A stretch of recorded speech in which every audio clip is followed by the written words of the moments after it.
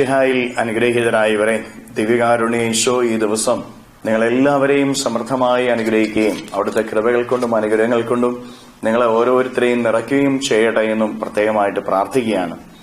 വിശുദ്ധ മത്തായിയുടെ സുവിശേഷത്തിന്റെ 5-ാമത്തെ അധ്യായത്തിന്റെ 1 മുതലുള്ള തിരുവചന ഭാഗങ്ങളിലൂടെ ഈശോനാഥൻ സ്വർഗരാജ്യം എന്ന വലിയ കാര്യത്തെ മുൻനിർത്തിക്കൊണ്ട് അതുവരെ ലോകത്തിലുണ്ടായിരുന്ന പരിഗണനാക്രമങ്ങളെ മാറ്റിവെക്കുകയാണ്.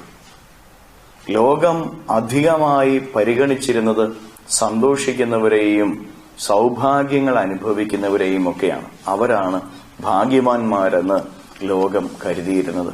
എന്നാൽ ഈശോ പറയാണ്, കരയുന്നവരും വിലപിക്കുന്നവരും ദരിദ്രരും മുടന്തരും അന്ധരുമൊക്കെയാണ് ഭാഗ്യവാന്മാരെന്ന്. കാരണം അവർ സ്വർഗരാജ്യം അവകാശമാക്കും. പ്രിയപ്പെട്ടവരെ, ഏറ്റവും വലിയ ഭാഗ്യം സ്വർഗം അവകാശമാക്കുക എന്നുള്ളതാണ്. ഈ ഭൂമിയിലെ ജീവിതം ക്ഷണികമാണ്, അതെപ്പോ വേണമെങ്കിലും തരാം. പക്ഷേ നിത്യമായിട്ട് ജീവിക്കേണ്ട ഒരിടം അത് നമ്മൾ ഭൂമിയിലായിരിക്കുമ്പോൾ കണ്ടെത്തണം. അത് സ്വർഗമാണോ നരകമാണോ എന്ന് നമ്മൾ തീരുമാനിക്കേണ്ടത്. സ്വർഗമാണെങ്കിൽ നിത്യസൗഭാഗ്യം, വലിയ സന്തോഷം നിത്യമായി അനുഭവിക്കാനായിട്ട് നമുക്ക് സാധിക്കും.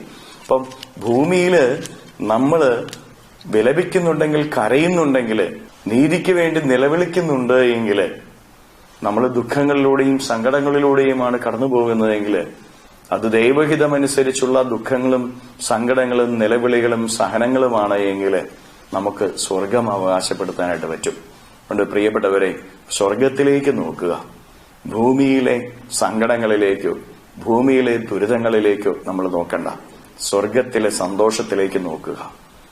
നിന്റെ കുടുംബത്തിലോ നിന്റെ സമൂഹത്തിലോ എന്നും സങ്കടം ആണ് എന്നുള്ളൊരു ദുഃഖം നിനക്കുണ്ടെങ്കിൽ ആ ദുഃഖത്തിലേക്ക് നോക്കണ്ട.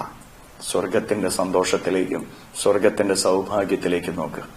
കരങ്ങളെ യാചനയോടെ പിടിച്ച നമ്മുടെ ജീവിതത്തെയും ജീവിതത്തിന്റെ ഓരോ കാര്യങ്ങളെയും ഈശോയ്ക്ക് കൊടുത്ത് നമുക്ക് സ്തുതിക്കാം. ഹല്ലേലൂയ. ഈശോയെ നന്ദി. Hallelujah, hallelujah, hallelujah, hallelujah, hallelujah, hallelujah, hallelujah. കർത്താവായ ഈശോയെ, മക്കളെ ഓരോരുത്തരെയും സമർപ്പിക്കുന്നു.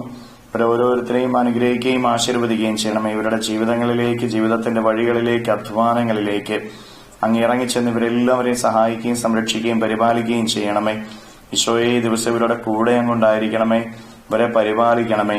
ഇവരുടെ ജീവിതത്തിൽ നിന്ന്, ജീവിതത്തിന്റെ വഴികളിൽ നിന്ന് സർവ്വ തിന്മകളും ബന്ധനങ്ങളും കെട്ടുകളും പിശാചിന്റെ ഉപദ്രവങ്ങളും നാരകീയ ശക്തിയിലെ പ്രവർത്തനങ്ങളും പൈശാചിക ശക്തിയിലെ ഉപദ്രവങ്ങളും തടസ്സങ്ങളും ശാപങ്ങളും രോഗങ്ങളും അസ്വസ്ഥതകളെല്ലാം ദിവ്യകാരുണ്യത്താൽ ബന്ധിച്ചു നിർവീര്യമാക്കി നിറയാഗ്നിയിലേക്ക് അട്ടിപ്പായിക്കുന്നു.